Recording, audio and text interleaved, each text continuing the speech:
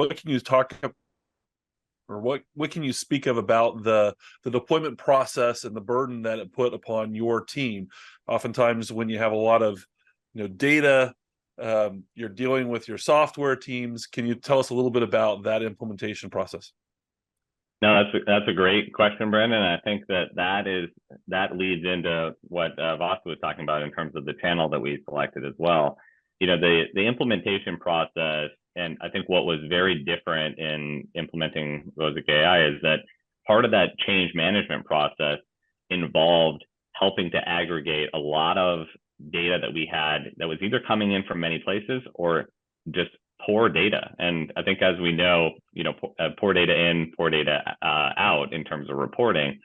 And so the exercise was very meaningful from the organization, but it was one we likely wouldn't have gotten to if we had not gone through this implementation of getting the data accurate so that we could start taking actions from it. And so I think that was a challenge that we faced just internally, but VOZIQ helped us in solving that as we went through the implementation process.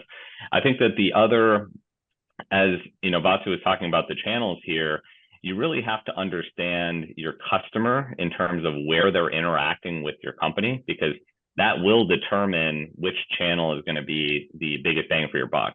But then understanding your operational limitations. And so for us, the tech team was an operational limitation at the start, but we knew that the contact center was an easy way for us to implement with a massive amount of touch points from our customers.